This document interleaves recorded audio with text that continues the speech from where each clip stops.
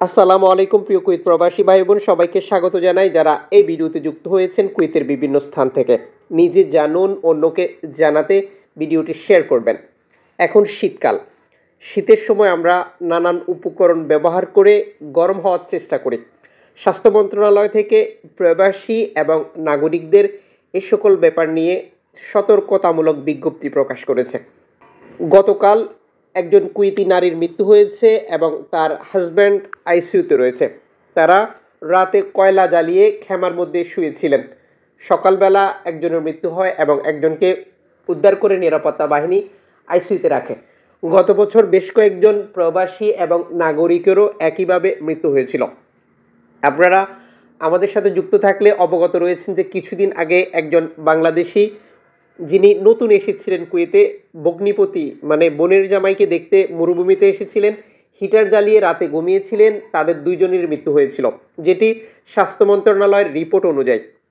Kuwait স্বাস্থ্য মন্ত্রণালয়ের সরকারি মুখপাত্র ডক্টর আবদুল্লাহ আল সানাদ ঘরবাড়ি এবং খেমাগুলোতে অতিহগত আধুনিক গরম করার পদ্ধতি নিরাপদ ব্যবহার নিশ্চিত করতে নির্দেশনা অনুসরণ করার জন্য নাগরিক এবং প্রবাসীদের দৃষ্টি আকর্ষণ করে বিজ্ঞপ্তি প্রকাশ করেছে, যেখানে উল্লেখ করা হয়েছে শীত অনেকের জন্য সুন্দর আবহাওয়া উপভোগ করার জন্য একটি সুযোগ, যা আমরা ব্যবহার করে থাকি, যা আমরা উপভোগ করে থাকি। জননিরাপত্তায় গরম করার যন্ত্রের অপব্যবহারের সাথে মৃত্যু ঝুঁকি বা দুর্ঘটনা ঝুঁকি এড়াতে সতর্ক এবং সচেতনতার প্রয়োজন রয়েছে। ডক্টর আবদুল্লাহ আল সানাদ ব্যাখ্যা করে বলেছেন, কার্বন মনোক্সাইড হলো কয়লা এবং জ্বালানি কাঠের একটি গরম করার পদ্ধতি, সাথে যুক্ত সবচেয়ে উল্লেখযোগ্য ঝুঁকিগুলোর মধ্যে এটি হচ্ছে একটি, যে কারণে নিঃশ্বাস বন্ধ হয়ে মৃত্যু হতে পারে বা মৃত্যু ঝুঁকি তৈরি হতে পারে। এই গ্যাস বর্ণহীন, গন্ধহীন এবং জৈব পদার্থের সাথে দহনের ফলে তৈরি হয়। ইনহেলশন, মাথা ব্যথা এবং বমি বমি ভাব, গুরুতর অজ্ঞান ও মৃত্যুর মতো উপসর্গ সৃষ্টি করে। আবদুল্লাহ আল সানাদ আরও উল্লেখ করেন যে আবদ্ধ স্থানে কয়লা বা কাঠ পোড়ানোর ফলে এই ধোঁয়ায় শ্বাস প্রশ্বাসের সিস্টেমের জন্য ঝুঁকি তৈরি করে। বিশেষত হাঁফানি বা দীর্ঘস্থায়ী ফুসফুসের রোগে আক্রান্ত ব্যক্তিরা সবচেয়ে বেশি শিকার হয়ে থাকে। বৈদ্যুতিক বা গ্যাস হোম হিটার সম্পর্কে তিনি দৃষ্টি আকর্ষণ করে বলেন, সাম্প্রতিক সময় লক্ষ্য করেছেন যে সঠিকভাবে ব্যবহার করা হলে সেগুলো নিরাপদ বিকল্প, কিন্তু আমরা সেটি সঠিকভাবে ব্যবহার করি না। নিয়মিত রক্ষণাবেক্ষণও আমরা করি না। নিয়মিত রক্ষণাবেক্ষণ করার উপরে তিনি গুরুত্ব আরোপ করেন। হিটারগুলো ত্রুটিমুক্ত থাকা লাগবে অবশ্যই। গ্যাস লিক বা বৈদ্যুতিক লিকের মতো দুর্ঘটনায়ও অনেক বিপদের কারণ হতে পারে। তিনি বলেন, পর্দা বা আসবাবপত্রের মধ্যে দাহ পদার্থ থেকে দূরে স্থিতিশীল স্থানে হিটার স্থাপনের গুরুত্বের উপরে জোর দেন তিনি।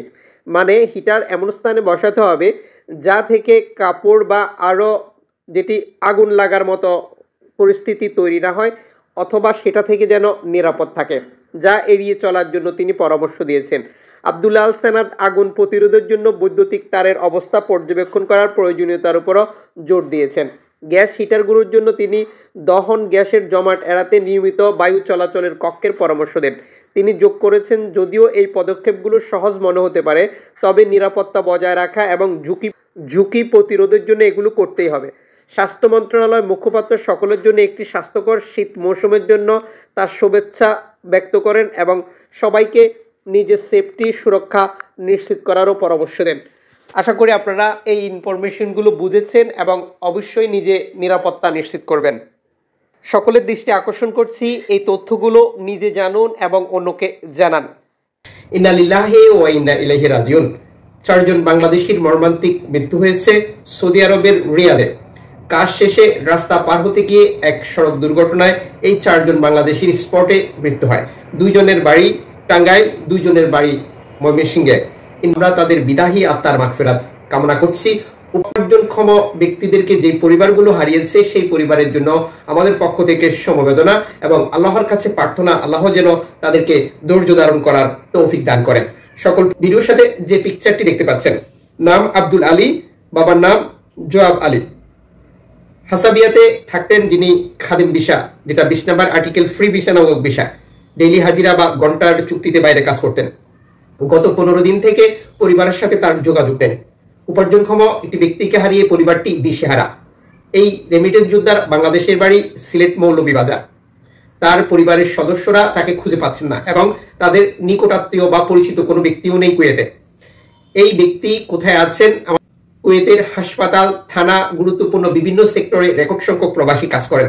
উল্লেখযোগ্য বর্তমান আটক কেন্দ্রগুলিতেও আমাদের বহু ক্লিনিং কোম্পানির রেমিটেন্স যোদ্ধারা কাজ করছেন।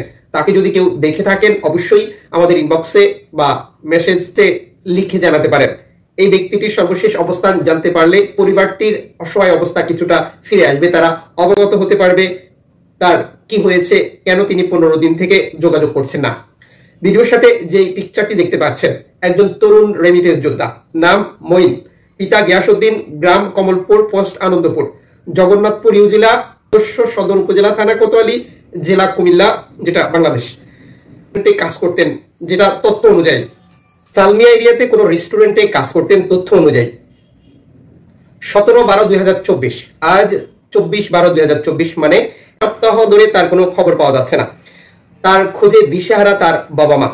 একটি ছেলেকে বিদেশে পাঠিয়েছেন, হঠাৎ করে এই ছেলের কি হয়ে গেছে তারা জানেন না। কত টাকা বিনিয়োগ করার পর বর্তমানে কুয়েতে আসতে পারেন একজন বাংলাদেশি, তা আমরা সবাই জানি। এই ছেলেটির যদি কিছু হয়ে যায় সেই পরিবারটির কি হবে তা আমাদের ধারণায় রয়েছে। এখনো ঠিকমতো দেশে টাকাই পাঠানে।